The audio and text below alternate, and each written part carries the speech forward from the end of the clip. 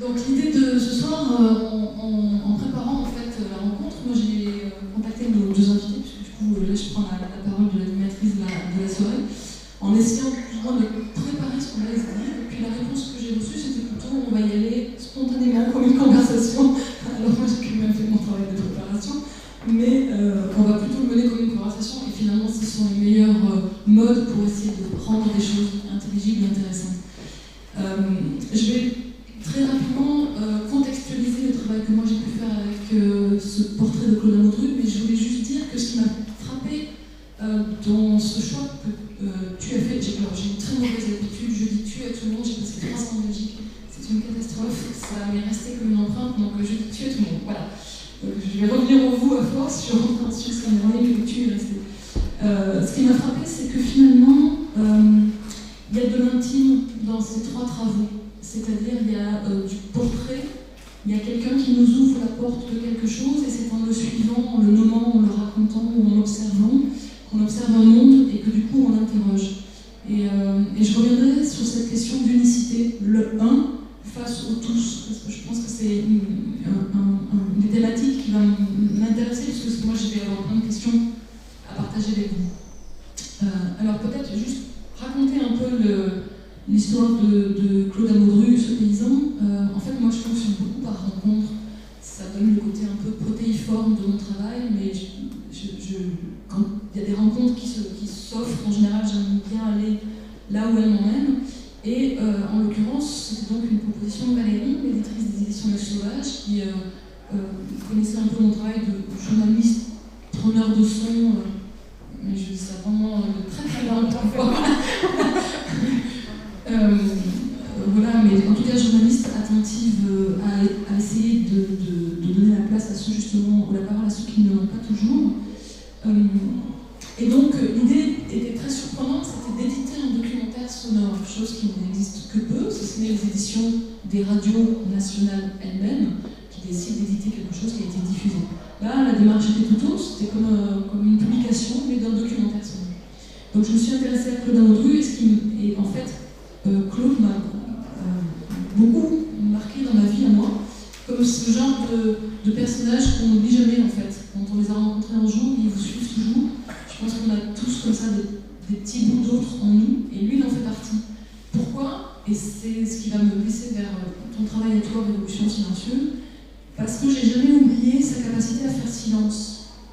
Et c'est une grande leçon, ce fut en tout cas une grande leçon pour moi, qui suis quand même une bonne bavarde, mais c'est comment le silence est un langage chez un homme.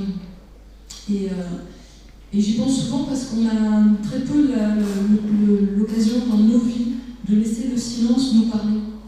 Et lui savait le faire. Donc j'avais été prévenue par Valérie que je ne pouvais pas approcher Claude comme ça, qu'il n'allait pas me raconter sa vie comme ça. Ce que je savais et que je rencontrais par ailleurs plein de fois dans mon travail, quand vous avez travaillé avec des ouvrières par exemple, ce sont des gens très peu bavards, il faut prendre le temps de la rencontre.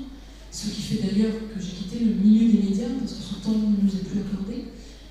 Mais voilà, donc il y avait cette forme de silence et que j'ai retrouvé dans Cédric. Donc il y a 3 personnages ce soir avec nous. Hein. On va dire Claude, qui est le paysan vaudois, Cédric, qui est le paysan jurassien, et Gus, qui est le héros du roman de ton roman.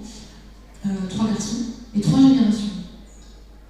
Un ancien, un moyen et puis un jeune. Mais chez Cédric, il y a ce silence immédiatement installé.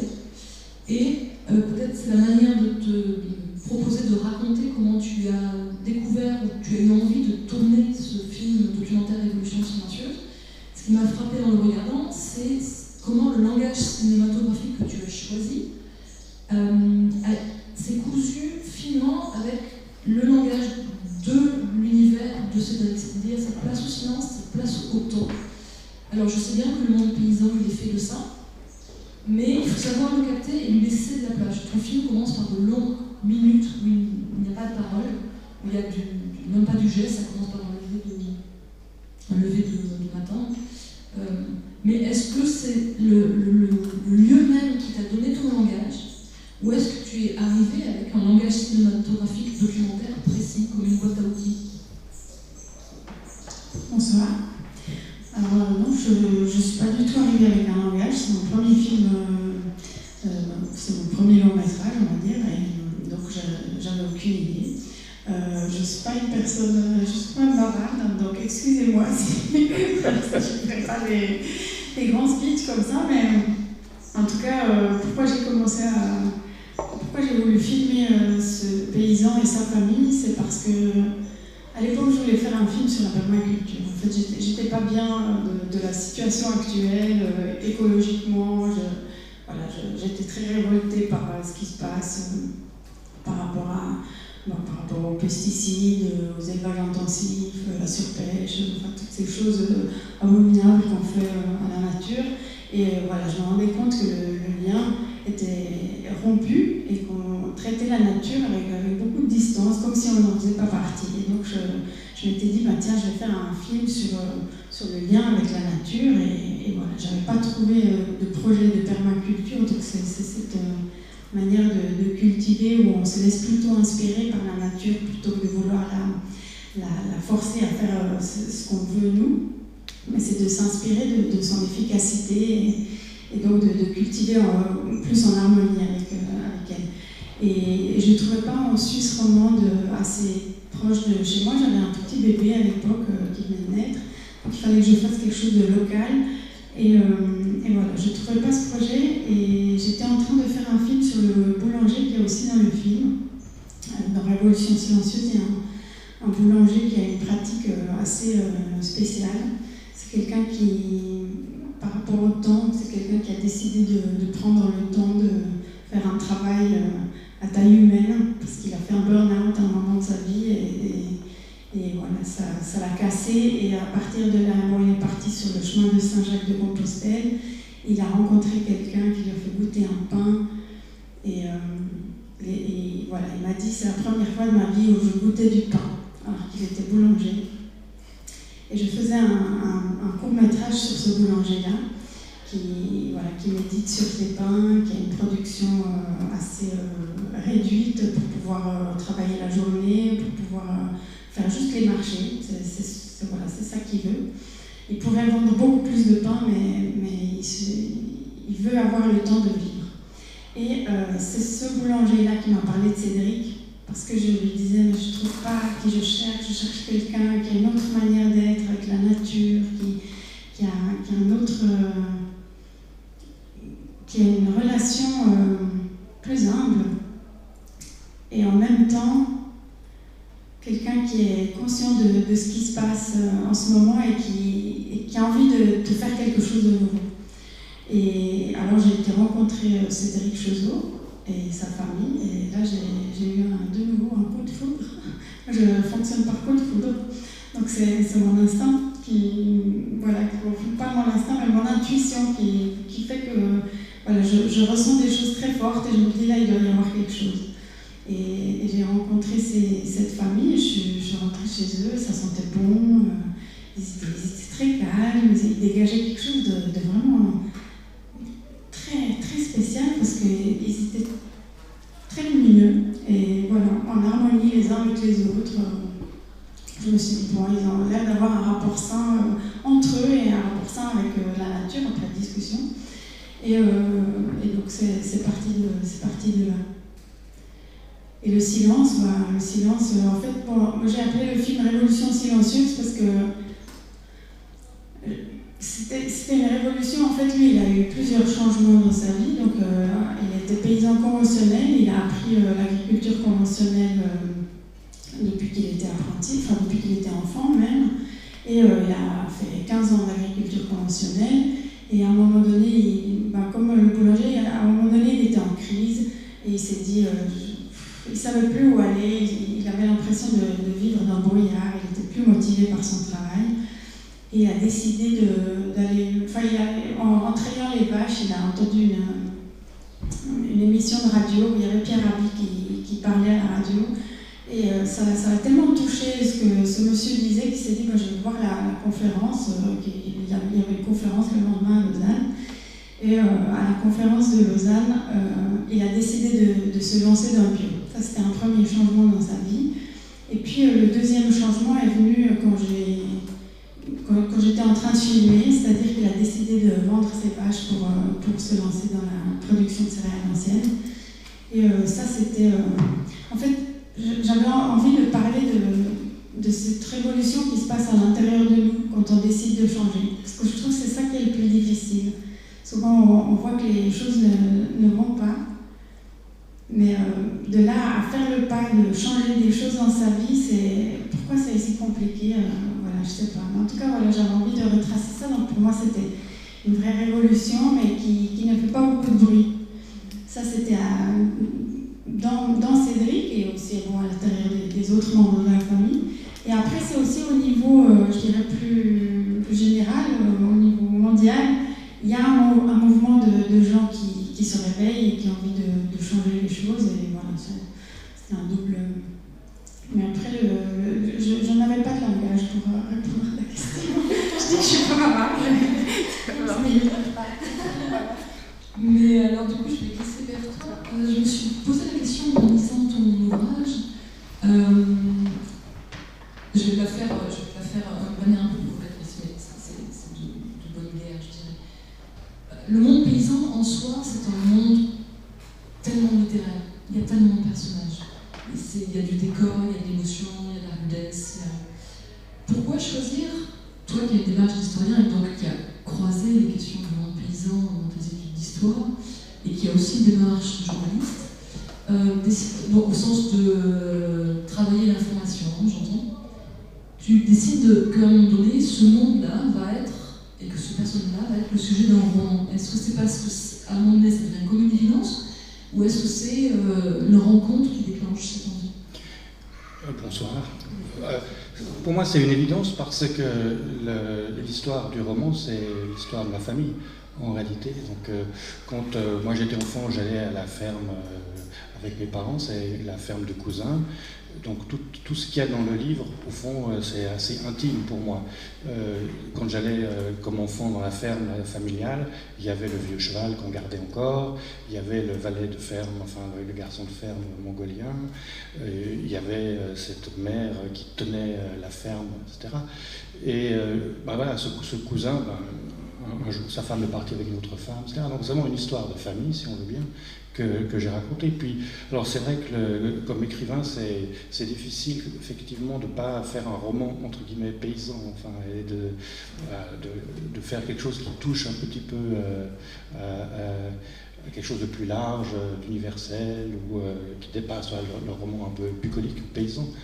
Et du coup, peut-être effectivement l'histoire, et puis inscrire ça dans une époque de transition des années 70 très particulière, et puis de glisser aussi dans le roman des éléments, mais qui sont aussi ceux que moi j'entendais quand je parlais avec cette famille, ces cousins, cette glorification du paysan suisse comme presque fondateur de la démocratie, et puis ensuite ce contact particulier avec la nature. C'est des gens effectivement aussi très cultivés, un peu philosophe, et puis assez optimiste. Moi, j'avais aussi le sentiment qu'ils baignaient dans le bonheur quand j'allais là-bas. Alors peut-être que c'est une nostalgie aussi de l'enfance, de mon enfance quand moi j'allais là, puis qu'on transforme, on idéalise. Mais au fond, en écrivant, moi j'avais bien envie de retrouver les odeurs, et puis de parler ça, de ces sentiments très physiques qu'on peut avoir quand on est dans une ferme, alors que moi je ne suis pas du tout du monde paysan. Mais quand je parlais de rencontre, ce que je voulais dire, c'était est-ce qu'il y avait quelque chose qui avait déclenché l'envie de faire de ce contexte familial le sujet d'un roman, ou est-ce que c'était lancinant depuis... Voilà, je pense que c'était plutôt lancinant de l'ordre de l'intime, puis c'est quelque chose qui m'a intéressé, mais j'ai jamais fait de recherche spécialement sur la paysannerie, etc. Mais effectivement, je pense que c'est un thème qui est absolument central, parce que ça touche effectivement la nature, ça touche à des choses vraiment profondes. Enfin, faut travailler pour nourrir les gens, enfin, c'est quelque chose de très important. Et c'est un peu paradoxal parce qu'en Europe, en réalité, depuis, j'imagine, les années 50, se nourrir, c'est plus un problème. On a un peu oublié le fait éventuellement d'avoir faim. C'était encore le cas pendant la guerre en Suisse où il y a eu des restrictions et tout, et on a eu là une exaltation du coup de paysans, hein, où on cultive, puis on va là, toutes ces choses-là. Mais à partir des années 50-60, je pense qu'on a un petit peu oublié finalement ce que c'est que se nourrir, parce qu'il y a une abondance, on trouve tout. Et peut-être la place du paysan ensuite a aussi un petit peu été marginalisée à cause de ça. Il n'y a plus l'importance qu'il pouvait avoir quand on souffrait de faim, ou comme dans certains pays. Naturellement, il n'y a pas l'abondance européenne. Les paysans sont encore très très importants dans la culture, dans la société, etc. Alors voilà, dans les grandes villes, on trouve à manger, etc. Mais on ne réfléchit plus d'où ça vient concrètement. Donc c'est un petit peu aussi cette dichotomie entre finalement le défi pour l'avenir. Si on imagine que d'ici 2050, il y a 2 milliards d'habitants plus sur Terre, qu'il va falloir les nourrir, avec des terres qui se restreignent en vérité, parce qu'il y a l'érosion, parce qu'il y a le réchauffement climatique. Un des effets du réchauffement climatique, c'est par exemple la salinisation des sols, qui viennent de plus en plus salés en fait, dans plein de régions. Du coup, c'est 20-30% de moins de rendement. Il y a un nombre de problèmes très concrètement pour nourrir les gens. Puis en même temps, voilà, en Europe, on vit dans une abondance où on a évacué cette question essentielle humaine qui fait partie de la nature humaine et de la culture humaine au départ, qui est juste se nourrir et gratter la terre pour se nourrir. Alors moi, ce que je voudrais essayer de faire, c'est, je me suis dit, le sujet est tellement vaste, je vais vous proposer de travailler sur 3 thématiques qui sont en partie nées de révolutions silencieuses, mais qui, je pense, rejoignent des problématiques qui peuvent être les nôtres dans le travail qu'on a pu faire. Et puis je vais essayer je me suis plongée dans ma propre bibliothèque et dans les lectures qui ont pu me bousculer moi dans mon rapport littéraire à la question de l'environnement. Alors il y a un texte que j'adore profondément qui malheureusement est épuisé. Si une éditrice dans la salle, elle pourrait se battre pour le rééditer. C'est un texte d'un homme qui fut prix Nobel dans son époque, au début du XXe siècle, qui fait partie de ces pays où la littérature, où les écrivains sont en dialogue constant avec la nature. Les personnages sont des sapins, sont le vent, il y a un dialogue inné, spontané, donc c'est un auteur scandinave. Déjà, je vous laisse encore chercher quel prix Nobel au début du XXe siècle. Scandinave, il y a une chance sur 10 000 de trouver. C'est un Jacques Lézas. Ça peut-être que vous connaissez ou pas. Les oiseaux, c'est un grand roman. Je vous recommande de dévorer toute l'œuvre de Tarjei Lézas. Vous écrivez E-S-A-S, c'est sublime. Et cet homme a écrit un ouvrage très court qui s'appelle Le Germe. Et en fait, Le Germe, vous l'avez lu? J'ai lu aussi des mises en scène du Germe. Des oiseaux, de Claude Régis. Exactement. Oui, Claude Régis a remis Tarjei Lézas sur les scènes de théâtre dernièrement, le metteur en scène français. Mais Le Germe est introuvable et c'est bien dommage. Et en fait, ça commence par une scène de paysannerie où une truie est en train de nourrir ses petits. Et en fait, j'allais dire presque de manière maladroite, elle en tue certains. Elle est énorme cette truie, et puis il y a trop de petits, et bref, elle se déplace, et il y a une scène comme ça d'écrasement. Et ça se passe sur une île.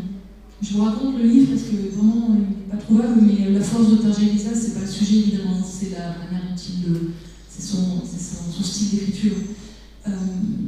Et sur cette île arrive un étranger. Et l'étranger va bousculer complètement l'équilibre de l'île, où les hommes, puisque ce sont la plupart du temps les hommes qui s'expriment, s'inquiètent de cet étranger qui arrive. Et ça va déséquilibrer le faux équilibre de cette communauté. Et ils vont observer cet étranger, et évidemment, à un moment donné, il y a un viol qui est commis sur l'île. Et l'étranger est pointé du doigt par les habitants du village. C'est un roman très court. Et la scène finale du livre, ce sont les hommes qui écrasent l'étranger, le tuent à coups de pied, à coups de poing, une foule en délire qui le tue par vengeance, étant convaincu qu'il est l'auteur du crime infâme. Et en fait, le personnage central, à un moment donné, se retire de la foule et observe ce que l'homme est en train de faire, pris par la folie d'une masse. Mais dans le livre, tout au long, il y a cette idée que les hommes se sont détachés du rapport à la terre. Et que dans cette île qui était embrassée par les éléments, on était au début du siècle, au moment de l'industrialisation, et il y avait une forme d'attirance vers des nouvelles, et il le dit sans jugement, mais il y a une forme d'attirance nouvelle vers du progrès, et donc il ne porte jamais aucun jugement, mais il nous laisse sentir que voilà, l'animalité est revenue à un moment donné où le rapport à l'animal avait été abandonné. J'aurais bien aimé pouvoir vous lire un extrait, mais je l'ai moi-même interprété, donc je ne l'avais pas avec moi. Mais ce qui m'a intéressé, c'est on ne peut pas parler de l'homme paysan sans parler de l'humain. Ça fait partie des rares classes sociales comme ça, où dès qu'on parle du paysan, on parle plus généralement du nous, du commun. Alors, parce qu'historiquement, il nous a nourris, parce qu'on dépend de lui, parce qu'il est en difficulté, mais il y a aussi le fait, et c'est un des points sur lesquels j'aurais te donner la parole, c'est à quel point Cédric, dans ton film, moi il m'a bousculé quand il dit, il y a cette scène où il discute avec, je pense, son acheteur, et il parle de prix des pommes de terre. Et l'acheteur lui dit, mais tu sais, tu pourrais vendre plus cher. Et il dit, le bio ne doit pas être réservé aux bourgeois. Que aux bourgeois, il faut que tout le monde puisse y avoir accès. Et tu sens que cet homme, ce qu'il fait là est compliqué parce qu'il est à la tête d'une famille avec 6 enfants, qu'il est en train de mettre en péril sa famille parce qu'il fait des choix dont il ne sait pas du tout s'il va pouvoir en vivre, mais il a une pensée qui va plus loin, qui est dans la pensée du commun. Et j'ai l'impression qu'une des choses qui a manqué au monde paysan ces dernières années, c'est cette idée qu'ils étaient responsables du commun et pas simplement de leur ferme. Je vais un peu plus loin et je te laisse la parole. Il y a eu au moment de la vache folle des rares paysans qui avaient refusé à une époque de donner des farines animales aux vaches, en disant une vache ça mange de l'herbe, et d'autres qui ont pris, parce que voilà, on ne va pas rentrer dans la problématique du système de subvention européenne, mais il y a eu des prises de position de je suis responsable de l'autre, du commun. Et cette idée de l'individu et du commun, elle traverse tout le film, sans cesse, de manière presque invisible. Et là, dans cette scène-là, elle est très claire. Il considère qu'il est responsable de la manière dont lui va nourrir le tout. Donc j'avais envie de te lancer sur cette piste-là, parce que c'est ce qui fait, je crois, de Cédric un personnage incroyablement fort, parce qu'il a une philosophie, un sens de la responsabilisation commune. Ça fait beaucoup, hein. C'est une conversation, pas forcément des questions. Bon, moi, ce qui m'a frappé chez lui, c'est qu'il est très... C'est un paysan bio dans l'âme, je dirais. C'est vraiment quelqu'un qui le fait parce qu'il pense que c'est bon pour lui. En premier lieu, il dit je fais ça pour moi. Mais après, tout de suite après, viennent ses enfants et tous les gens qui sont autour, qui viennent se nourrir chez lui. Et évidemment, il voudrait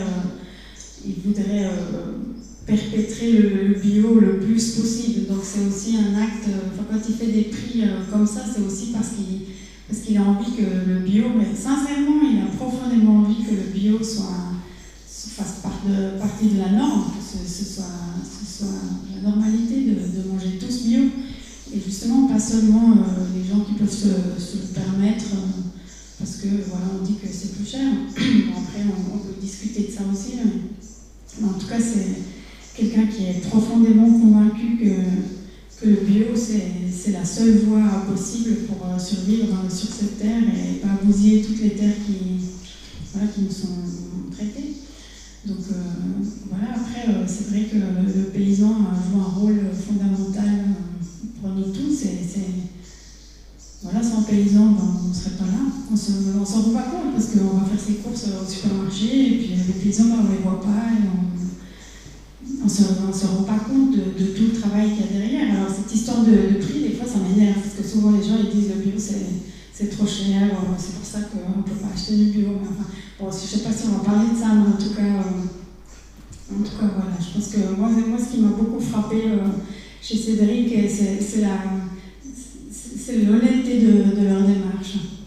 Mais est-ce qu'il t'a expliqué comment il est arrivé? Parce que tu dis qu'il a été bousculé par cette conférence. Mais dans la vie d'un homme tel que lui, c'est pas juste une conférence qui fait qu'il décide absolument de tout radicaliser. Est-ce que son cheminement, ses questions, parce qu'il du coup il renie aussi le travail de son père. Apparemment, c'était déjà quelque chose qui était dans l'air depuis quelque temps. Il n'avait plus de motivation dans son travail parce qu'en fait, il était soumis à une sorte de pression des grands distributeurs où il n'avait pas de choix. Il n'était pas maître de ce qu'il faisait. Il ne pouvait pas choisir les prix, il ne pouvait pas choisir ce qu'il faisait, il devait toujours répondre au marché. Et puis je pense que c'est quelqu'un qui a un grand besoin de a envie de faire, parce qu'il a des convictions très fortes. Et aussi, il s'est rendu compte à un moment donné qu'il mangeait, enfin que lui, il était censé produire de la nourriture, mais sur sa propre table, il n'y avait que de la viande et du lait qu'il produisait lui-même. Et tout le reste, il allait aussi devoir l'acheter, enfin il allait aussi l'acheter en dehors, dans les commerces.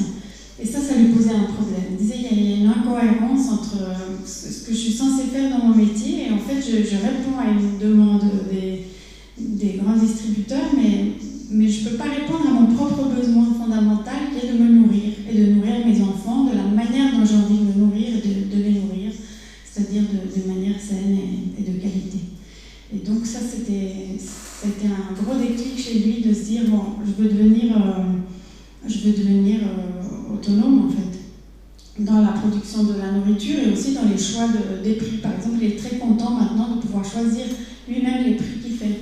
Parce qu'avant, c'était de loin pas le cas, et ça lui change la vie. En fait, il a une marge de manœuvre, il peut discuter avec le boulanger, par exemple, il peut discuter de comment a été l'année, si c'était une mauvaise année, il peut faire un prix un peu plus haut. Enfin, et puis c'est un lien aussi qui se crée entre Cédric, ceux qui viennent acheter ses produits, et les consommateurs. Pourquoi est-ce qu'à un moment donné, dans le film, il est au milieu du champ avec son épouse, et il dit, grosso modo, qu'ils sont en train de se faire mettre de côté par les voisins et le reste du village, se faire mal voir? Bon, dans le monde paysan, il y a un grand clivage entre les bio et les non bio. Malheureusement, c'est encore vraiment réel. Alors ça change, hein, mais c'est quand même très fort. Puis entre moi, ce que j'ai compris, après, je ne suis pas paysanne, je ne suis pas du monde paysan, mais de ce que j'ai compris, c'est que les paysans, ben voilà, c'est normal, ils travaillent, ils se voient les uns les autres, qui fait quoi, qui épand quel produit, et puis ils ont des convictions très fortes. C'est des personnages en général avec des convictions très fortes, que ce soit dans un sens ou dans l'autre. Et alors, c'est vrai que dans le village, ça a été le premier paysan à faire du bio, donc tous les autres n'étaient pas bio, et alors ça a créé un peu des conflits, et il y avait beaucoup d'incompréhension, en fait, de non-connaissance, parce que les paysans non bio, je pense que c'est juste parce qu'ils ne connaissaient pas, ils disaient « Ah, lui, il veut faire la star », bon, il ne faisait rien de spécial, mais après, c'est des discours comme ça de village. Et puis voilà, bon, il est sorti du chemin, et effectivement, le fait de sortir des chemins battus, ça provoque des résistances, et ça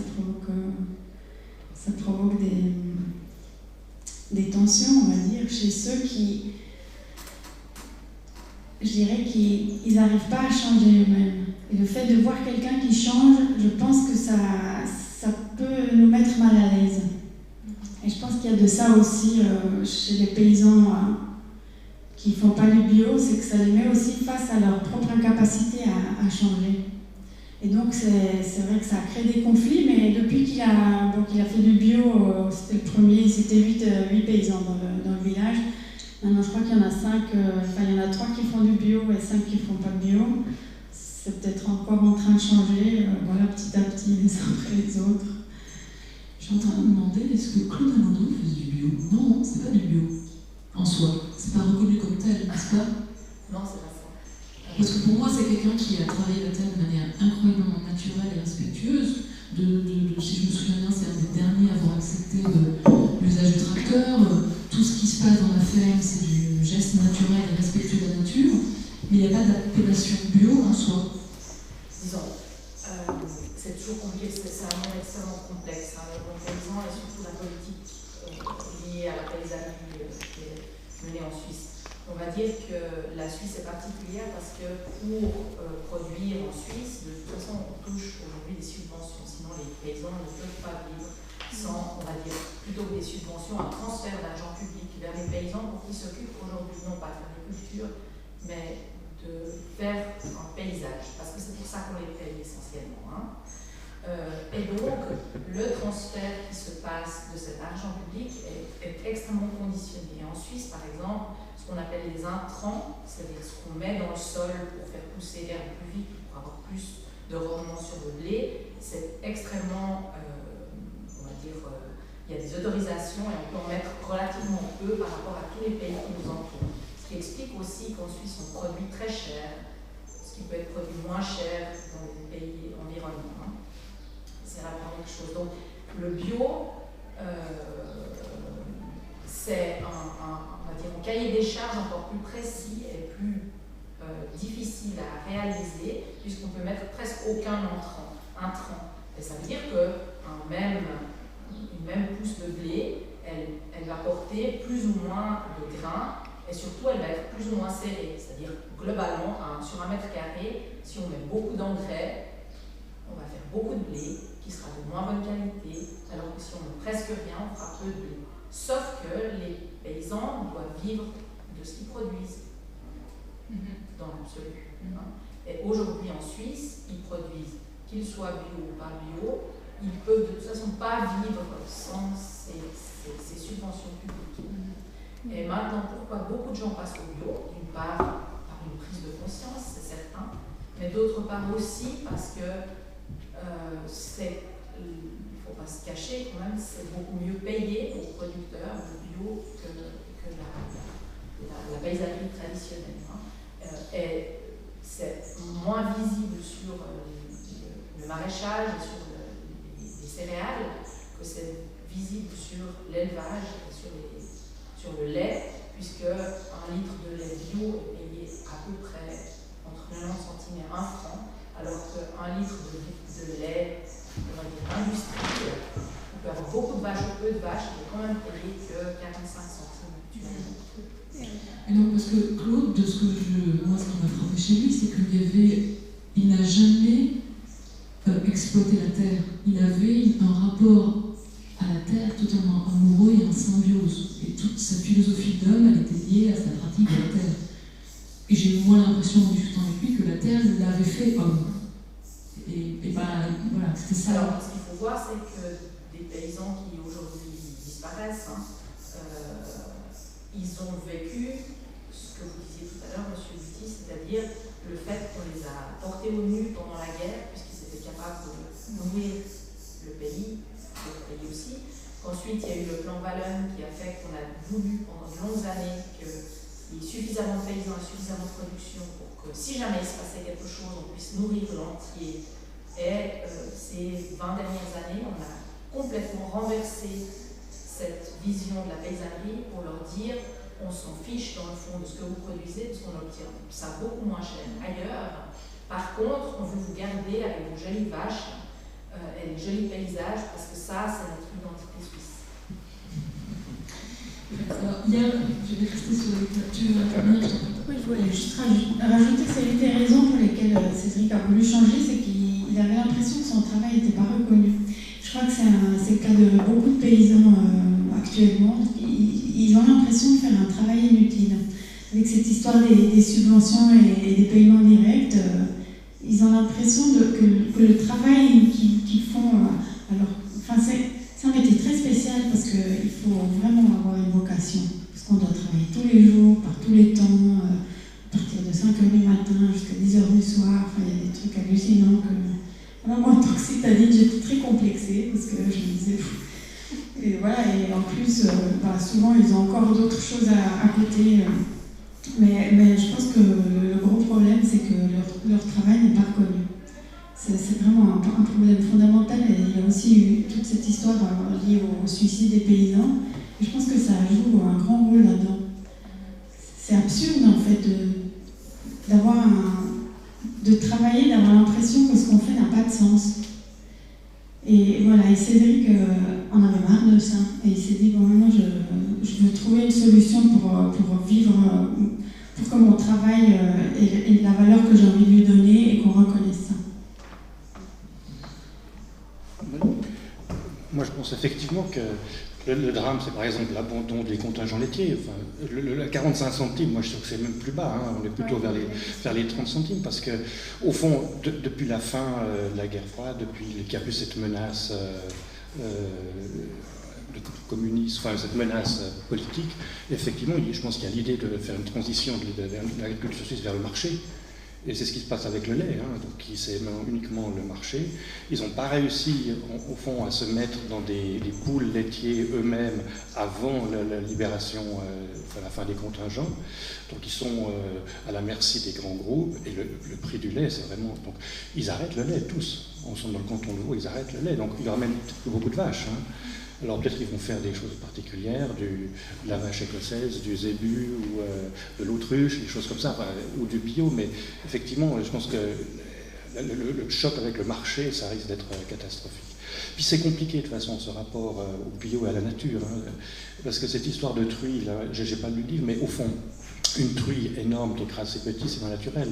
C'est-à-dire qu'on voit bien qu'au XIXe siècle, un cochon anglais, il double du triple de volume. C'est des OGM, hein, en fait. Un cochon, c'est pas comme ça. Normalement, un cochon, c'est poilu. On a fabriqué des cochons tout roses, etc.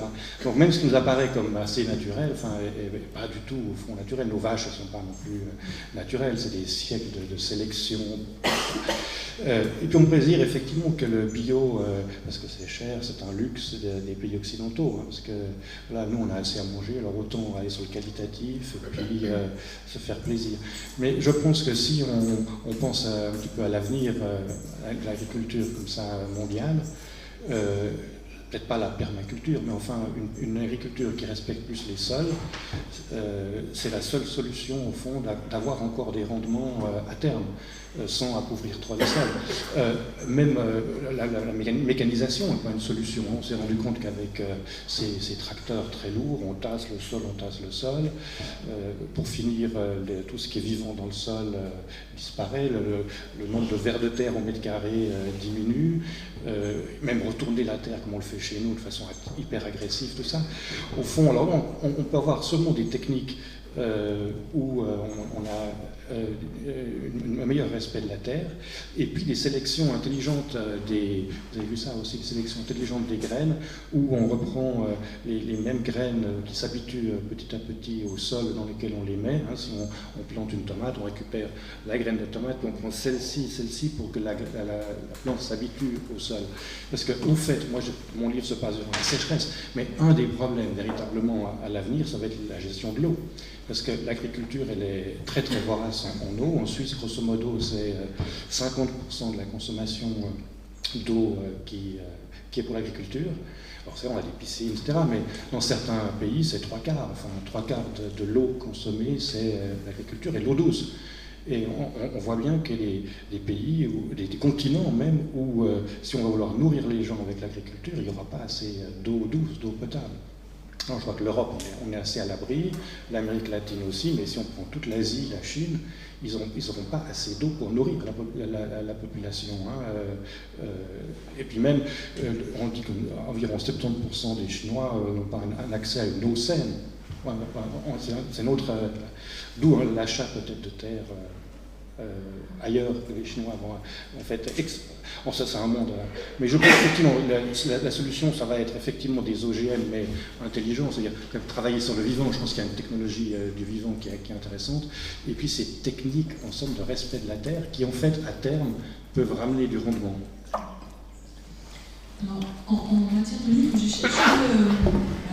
Je me suis demandé quel ouvrage allait un peu traverser la soirée avec moi, et je suis allée chercher justement le philosophe belge, puisque j'en avais beaucoup entendu parler, mais je ne m'étais pas plongée dans son travail.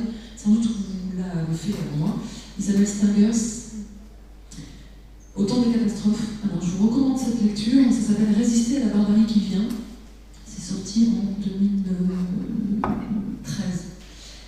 Et alors, elle n'a pas une écriture difficile, mais c'est pas non plus un essai qui se lit tout seul. Mais par contre, ce qui est très intéressant, c'est qu'elle attaque en fait en parlant tout de suite de la Terre comme d'une entité entière, mais pas au sens où on doit respecter la Terre. Elle dit non, elle s'appelle Gaïa, et comme tout être, à force du marcher sur la queue, elle a donné un coup de griffe, et elle ne le fera pas parce qu'elle considérera que c'est juste, elle le fera parce que ce sera naturel pour elle de répondre.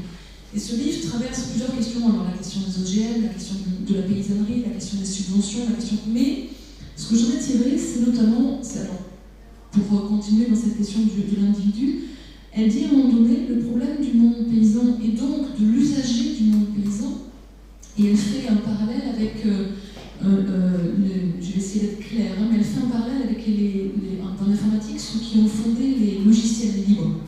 Parce qu'elle dit le monde de l'informatique a fait quelque chose que le monde paysan fait, c'est-à-dire que les usagers, donc le paysan étant celui qui consomme ses produits, et l'informaticien étant celui qui crée les logiciels et qui les utilise, ont pensé aux autres. Et ont décidé à un moment donné que ce qu'ils créaient devait être accessible au plus grand nombre. Et dans l'informatique, c'est l'usage des logiciels libres. Et dans la paysannerie, ça va être la révolution silencieuse ou pas, que plusieurs paysans font depuis plusieurs années avec le souci de bien nourrir les autres. J'ai rencontré en Belgique des paysans qui me nourrissaient de choses qu'ils faisaient à part de ce qu'ils vendaient. Et qui me disaient ça c'est ce qu'on mange nous, mais ça c'est ce qu'on vend. Et c'est des entités qui voilà, ont accepté que ça se passait comme ça. Donc à des moments, il y a des paysans qui ont dit on ne va pas faire ça. Et elle dit, l'une des réponses qui nous attend, c'est la question de la responsabilisation du chacun, non pas pour soi, c'est-à-dire je mange bio pour moi parce que je trouve ça bien, mais parce qu'on a un souci individuel du sens commun. Et elle parle à un moment donné du rapport que l'on a au pouvoir. Elle dit c'est marrant, on élit, on est en pleine élection en France, on élit quelqu'un au pouvoir, mais on ne lui pose jamais la question, en fait la question n'est pas de prendre le pouvoir, mais d'avoir le pouvoir. Et ce qu'elle veut dire par là, c'est que les politiques aujourd'hui n'ont pas de pouvoir.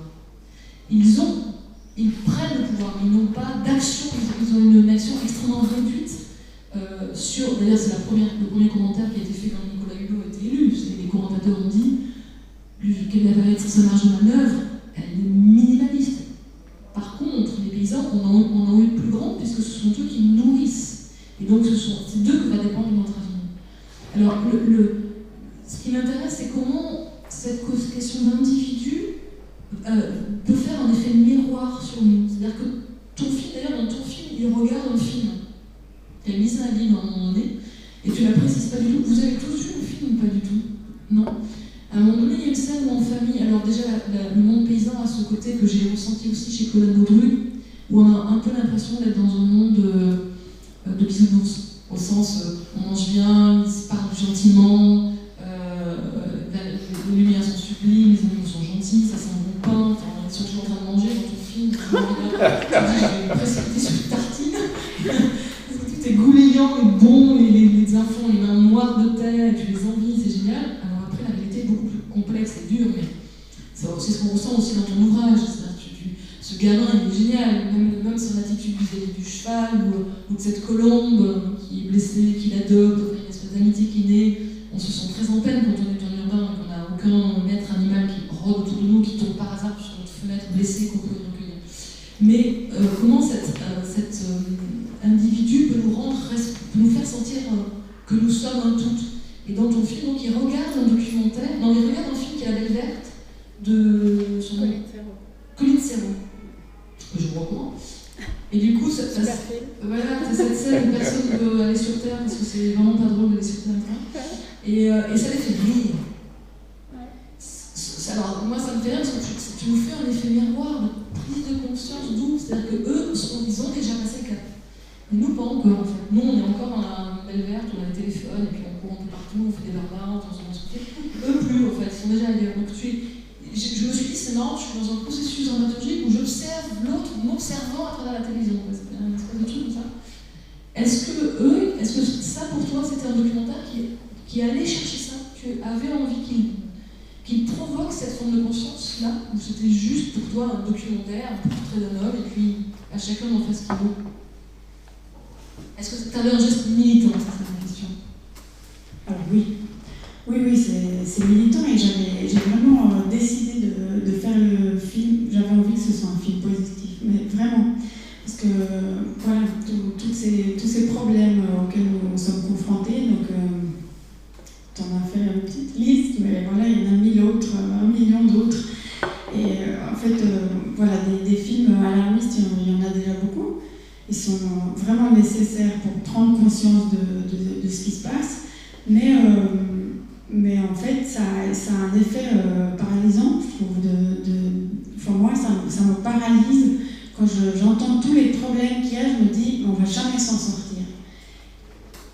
Et face à cette attitude-là, je me dis, est-ce que ça a du sens d'être... bon, après, c'est un parcours, hein, c'est des phases, voilà, on est angoissé, on est paralysé, après des moments on se dit non, c'est possible de changer, tout ça. Mais mon film, j'avais envie de faire un film qui donne envie de changer, en fait, il est militant dans ce sens-là.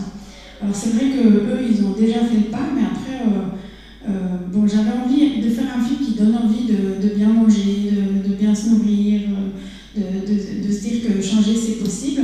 Après, j'essaye de montrer les difficultés qu'il y a aussi à changer, parce que voilà, c'est pas simple quand même dans le parcours de Cédric.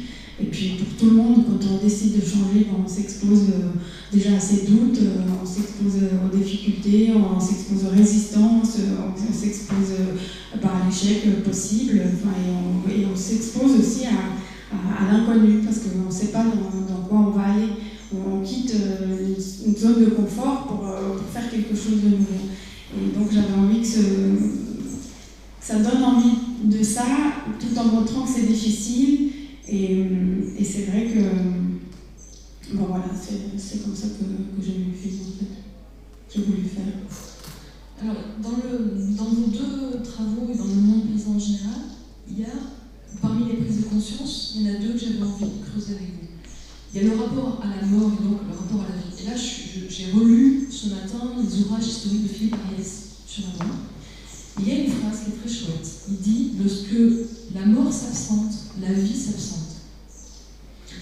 Et ce qui m'a frappé dans Claude Lamoureux, c'est qu'à un moment donné, moi je l'interrogeais sur le rapport à la mort. Mais je l'interrogeais comme une jeune femme interroge un homme plus âgé.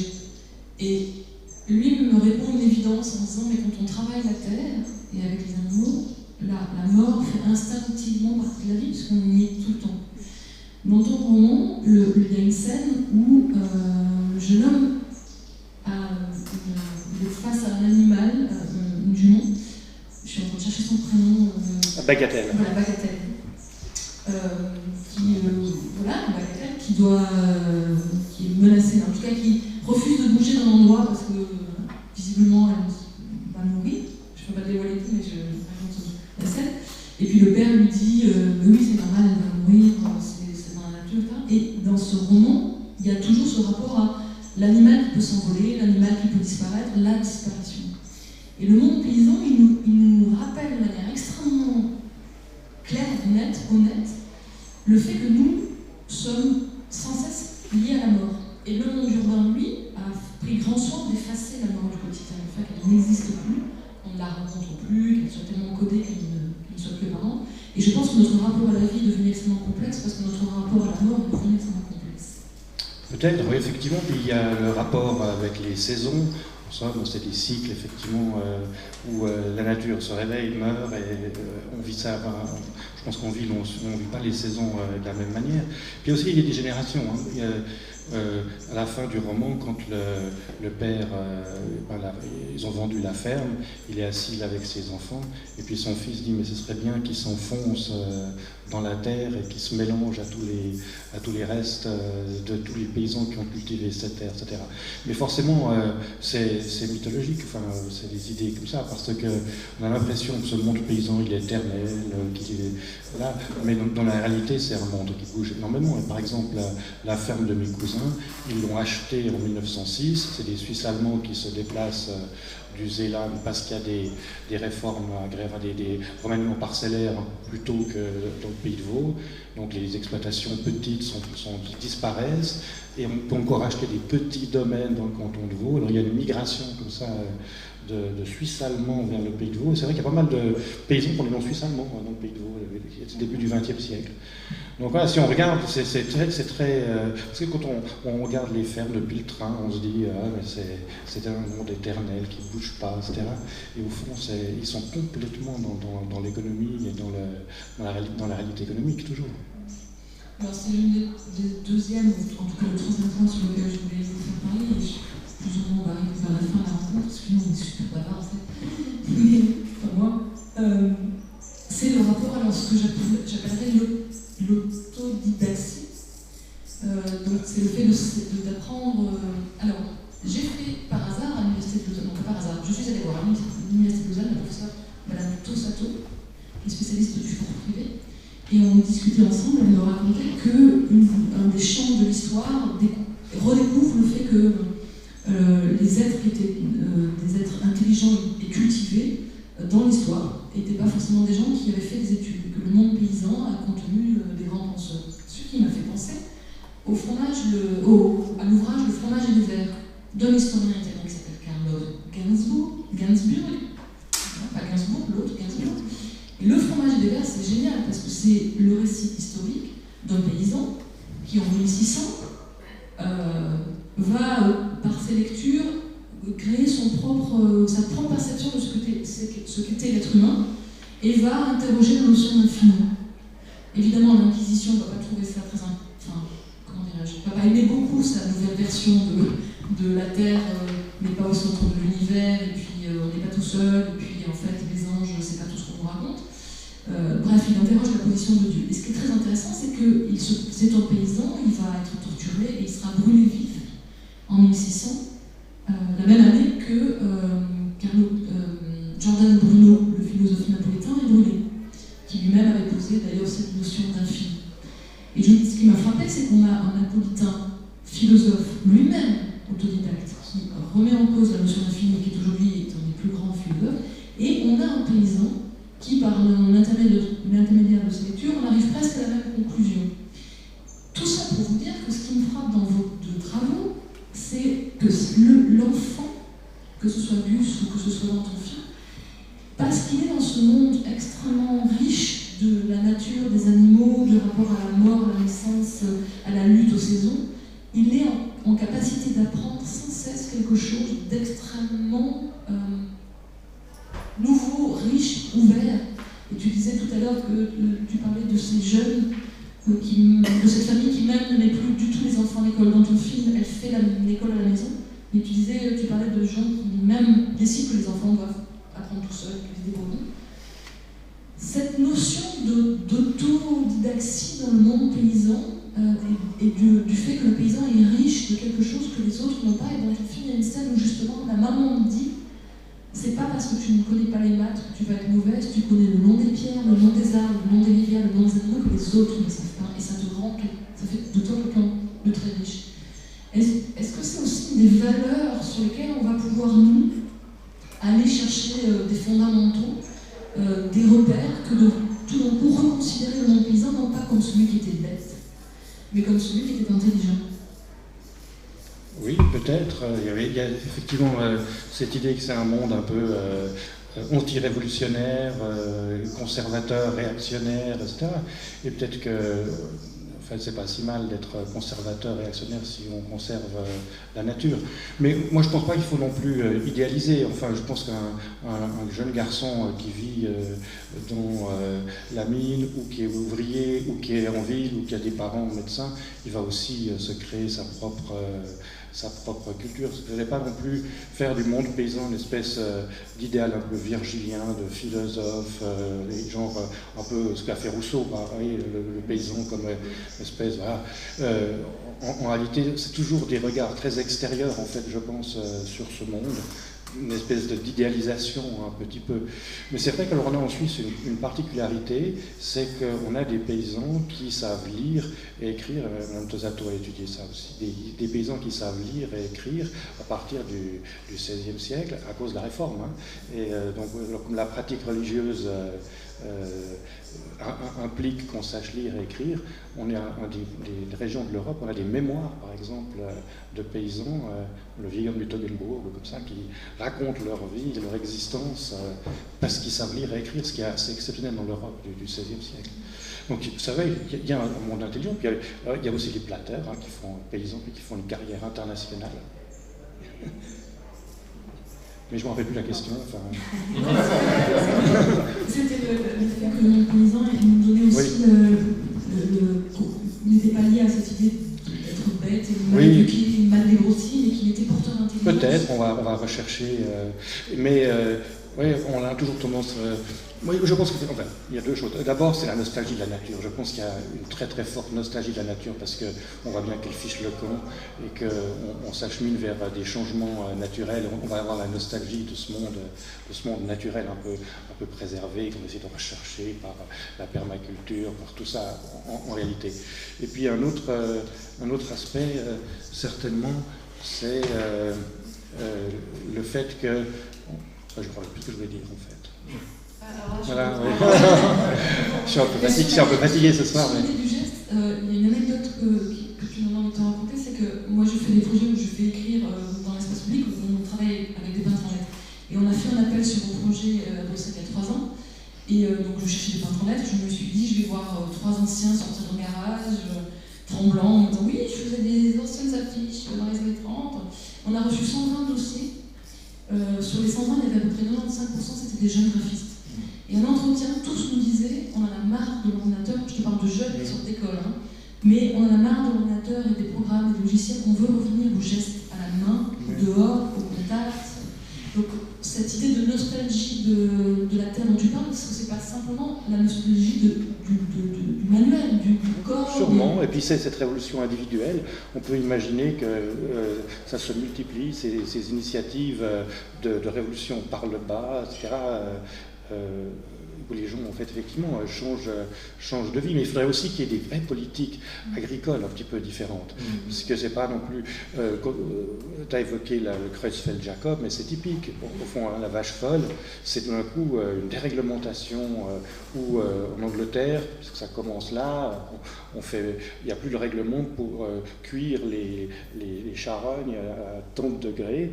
On enlève la réglementation. Donc d'un coup, on les cuit...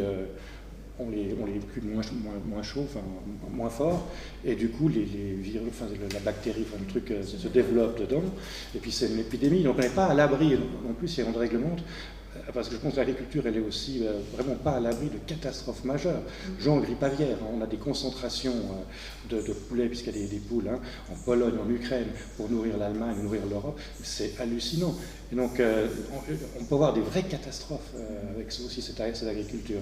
Donc il faut une révolution par le bas, enfin, les individus sont peut-être assez sages, mais il faut aussi qu'il y ait des vraies politiques agricoles. Bon, Mélenchon proposait un peu ça, voilà, abandonner au fond cette agriculture industrielle et avoir un vrai autre projet. Voilà. Mais d'où je pense l'idée de responsabilisation, c'est-à-dire que c'est pas simplement consommer bio, c'est d'être conscient de toute la chaîne alimentaire. Ce qui est frappant dans ton film, et quand on regarde les documentaires, soit vraiment de Agnès Barda, tous ces gens qui ont travaillé sur le monde paysan ou de la récolte, c'est le trop, le surplus, le pas assez pour certains. Mais c'est aussi le temps. Enfin, moi, quand je voyais ce blé pousser, je me suis dit, mon Dieu, je ne vais plus jamais manger une tranche de pain, donc je le mange normalement. Même si je fais l'effort d'acheter du bon pain, mais parce que c'est une année, en fait. Ouais. Que nous, ça nous prend 30 secondes. Et du coup, c'est tout. Enfin, ce que je trouve intéressant, c'est que ce monde-là nous enseigne que ce temps qui est le leur est notre temps à nous. Et que c'est pas lui qui doit. Et c'est un vrai changement de paradigme, hein, au fond, parce que naturellement, les céréales, c'est très bien, on peut en cultiver, mais si elles servent à nourrir des animaux, avec une hausse de la consommation de viande, ça va être aussi une catastrophe. Le plus gros cheptel bovin du monde, c'est en Inde. Ils ont 185 millions de vaches et ils ne les mangent pas. Mais c'est les plus gros consommateurs de lait et de produits laitiers. Voilà, et ça c'est clair que si on commence à nourrir des bétails avec des céréales, et si en plus on veut avoir des carburants avec des végétales, enfin remplacer des énergies fossiles par du végétal et prendre des terres, non, je pense que c'est en fait, il y a des nécessités économiques qu'il faut articuler avec la qualité de la vie, c'est pas évident. Enfin, en Europe, on peut imaginer ça, mais je pense que sur d'autres continents, c'est toute une autre problématique aussi.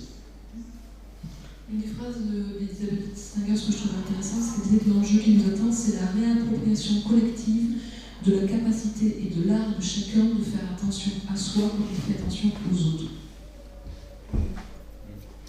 C'est ça, moi je dirais que la seule marge de manœuvre qu'on a au fond, c'est sur nous-mêmes. Après, ça peut impliquer des gestes qui vont plus loin, mais on ne peut que se changer nous-mêmes. Et si on se change nous-mêmes, ça va certainement avoir des influences plus loin. Et c'est comme ça que je pense que le politique, il va changer que parce que les citoyens auront changé. Mais ça ne va pas venir d'eux, enfin c'est pas venu jusque maintenant, je ne vois pas pourquoi ça viendrait. Sinon, pas parce qu'il y a de plus en plus de citoyens qui ont envie de changer de paradigme, comme tu dis. Mais je pense que le seul pouvoir qu'on a, c'est chacun son propre pouvoir personnel. Et que c'est de ça qu'il faut qu'on se rende compte. Et on peut avoir l'impression que c'est tout petit. Et je pense qu'en fait, c'est énorme. Alors, ça bascule entre les deux. On est toujours un et on est tout. Mais c'est un pouvoir qui est énorme. Et qui est le seul qu'on a. Et j'avais entendu une conférence il y a pas longtemps où quelqu'un parlait du tipping point. Donc c'est le point de basculement. En fait, il y a tous les problèmes de la Terre, tous les problèmes de la Terre. Alors, il prenait l'exemple d'un étang. Donc, il y a des nénuphars qui colonisent l'étang. Alors, d'abord, il y a un nénuphar, après, il y en a 2, après, il y en a 4, enfin, voilà ça. Et du moment où les nénuphars ont occupé la moitié de l'étang, jusqu'au moment où ça a occupé tout l'étang, sur 30 jours, en fait, c'est au 29e jour, et au 30e jour, l'étang est tout occupé. Donc, il y a un moment où ça bascule, où les problèmes sont trop nombreux et ça bascule. Et ça m'a angoissée, je me suis dit, c'est horrible. En fait, il va y avoir un moment où ça va être la catastrophe totale. Et quelqu'un dans la salle a dit, oui, mais ça peut aussi être dans l'autre sens. C'est-à-dire que ce tipping point, il peut exister aussi dans le mouvement de la société civile qui décide de se mobiliser pour inventer une autre réalité, un autre monde.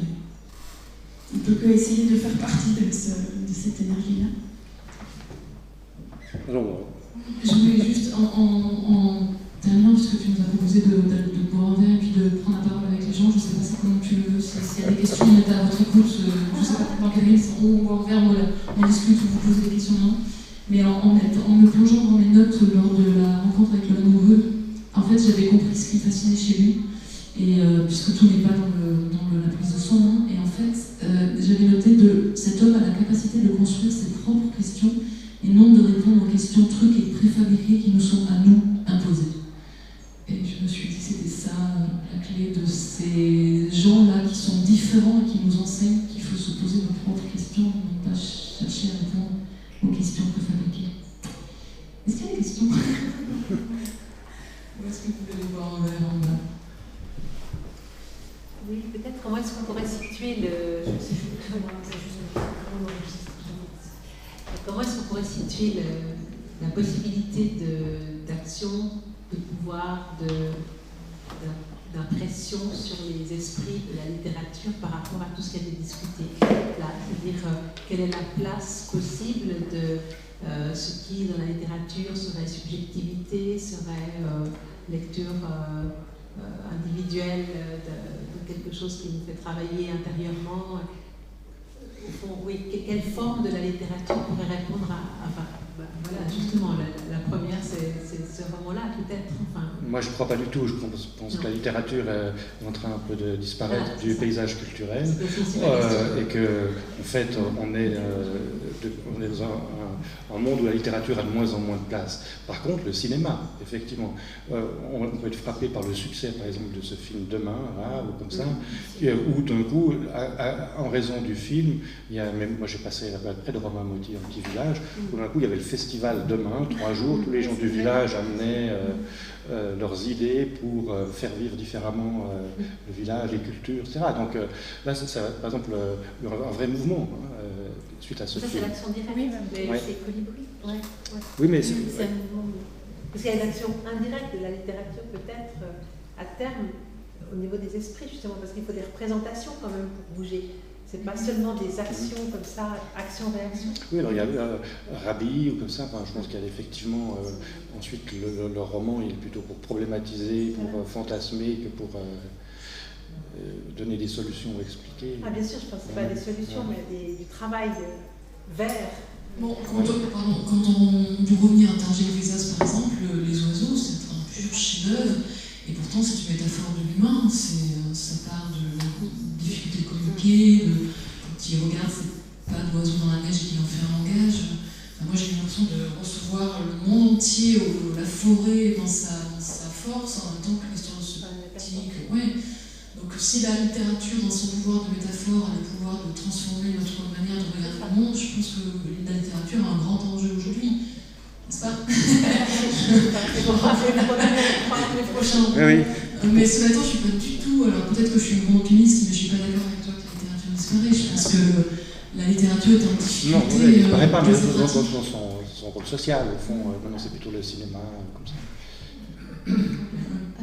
Alors, moi, je me suis interrogée quand il se trouve, et je remercie mes camarades de m'avoir passé le micro un instant, mais en 2015, la France a accueilli la COP21. Donc ça a été évidemment un moment pour nous en littérature, d'essayer de faire quelque chose, parce qu'on avait senti, indépendamment de ce truc qui était aussi une affaire de communication tout de même, on avait senti que la nature reprenait ses droits dans la littérature française, après bien des décennies d'absence, notamment sans doute liées au structuralisme qui a un peu détruit tout ça, en France en tout cas. Et donc on a voulu faire quelque chose, on a été rattrapé par la COP21, on a fait ce Parlement sensible dont Sylviane a suivi l'ébauche et la fabrication, et on a commandé des discours à des écrivains, et mon objectif c'était que ces discours soient prononcés à l'Assemblée nationale.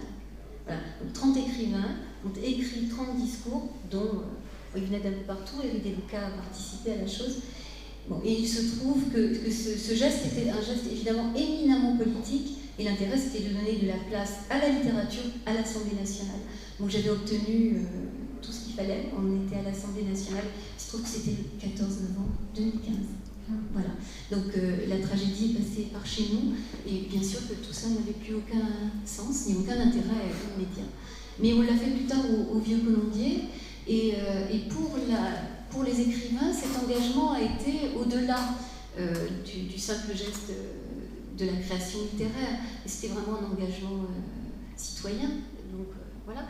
Mais dans le même temps, et c'est pour ça que je ne suis pas là pour faire la promotion de ce qu'on a fait. Peut-être que je vous interromps 2 secondes parce que c'est vrai que, en fait, vous ne savez pas qui est madame, donc Sylvie Goutte-Baron, qui dirige la Maison des écrivains et de la littérature à Paris.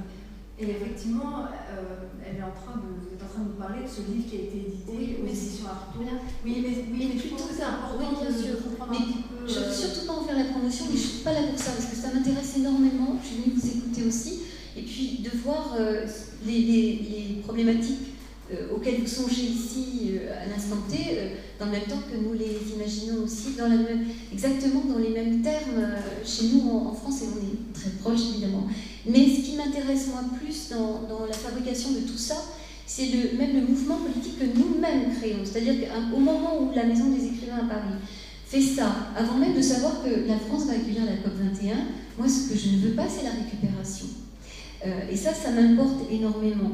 Si bien que tout ça est très compliqué, parce que se mettre à un geste d'engagement, j'allais dire, sans autre intérêt que l'engagement, voilà, la récupération politique, de choses qui nous dépassent et de choses qui sont toujours en interaction et qui font qu'au fond, on est toujours attrapé par un tas de choses. Voilà, c'est ce que vous disiez en posant à la base le fait que Nicolas Hulot maintenant soit dans notre gouvernement en France.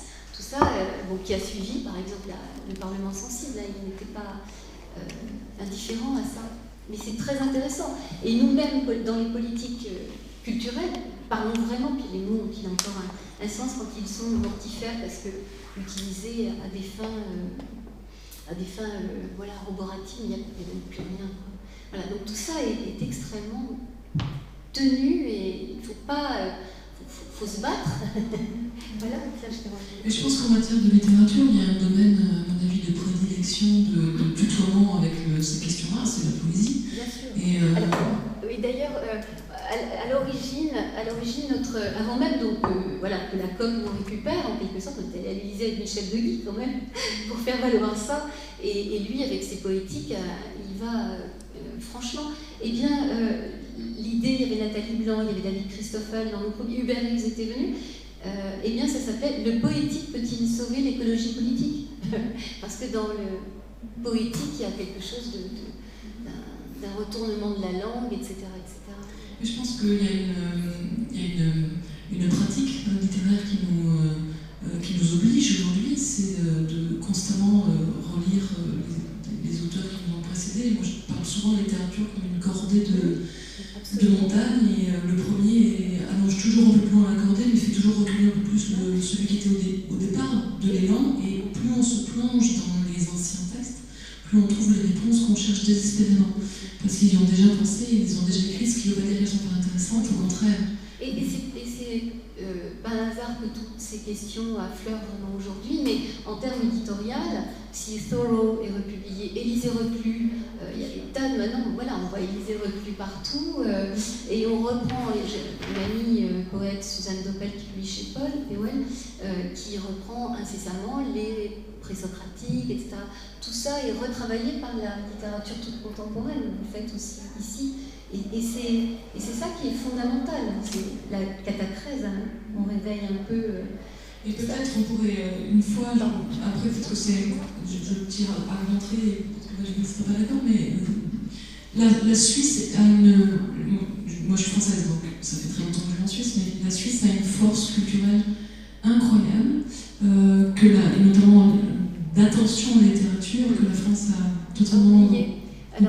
Alors on travaille avec la MRL, c'est aussi pour ça que je suis là, c'est quand même pas un hasard.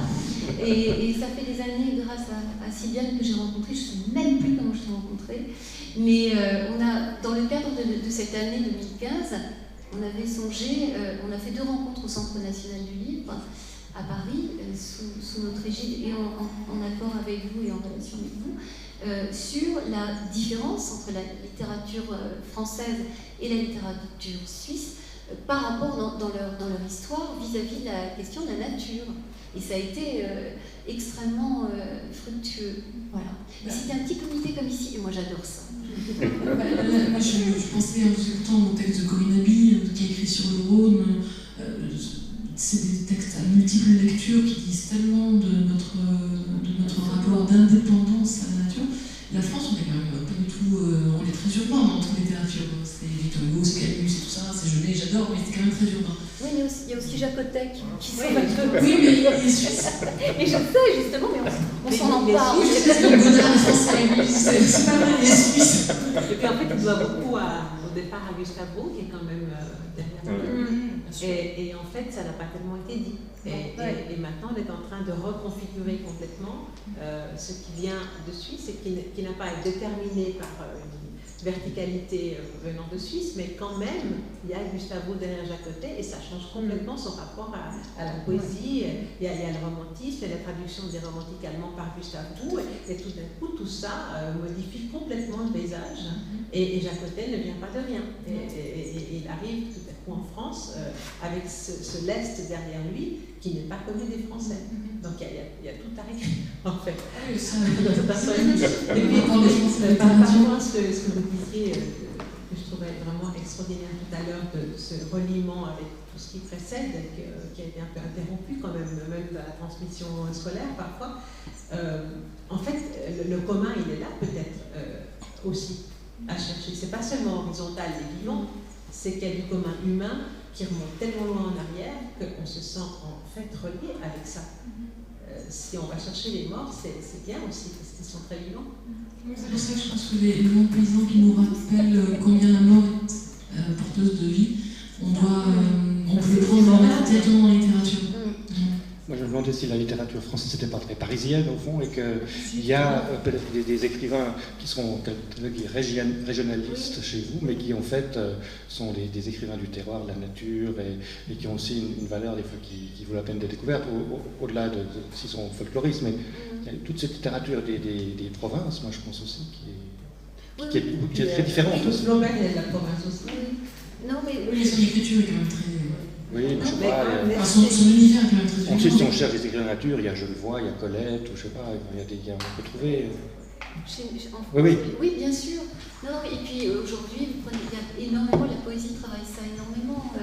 Je parlais de Suzanne Doppel, mais il y a Antoine Hénas, par exemple.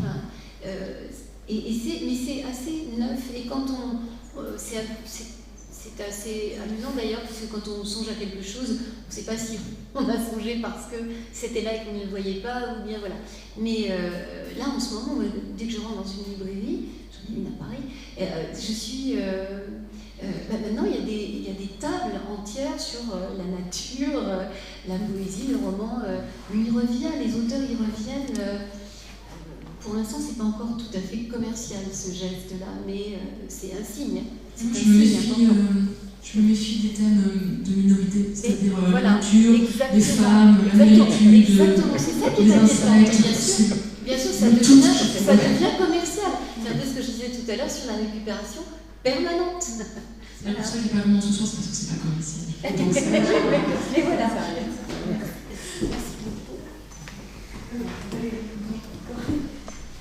Donc on a fini. Je vous propose du coup de continuer, si vous le souhaitez, en bas autour d'un verre. Mais juste, je reviens à quelque chose d'extrêmement pragmatique, mais qui fait un pont quand même avec Révolution silencieuse, cette révolution intérieure avant de devenir commune, collective. Lundi soir, Dominique Bourg, le philosophe, nous a dit quelque chose de très intéressant. Il y a une étude qui est parue, je crois en Suisse, je ne sais pas, il me semble qu'il a été en Suisse, et qui a montré que les familles dépensent beaucoup plus pour les loisirs que pour leur alimentation. Donc c'est la question de l'environnement, de l'écologie, de la durabilité, etc., c'est d'abord une question effectivement individuelle, de choix individuel. Et tout ça pour dire que oui, nous pouvons changer les choses. Voilà. Je vous remercie infiniment, Karel Mézy, Lila, et Laurent Montier, et merci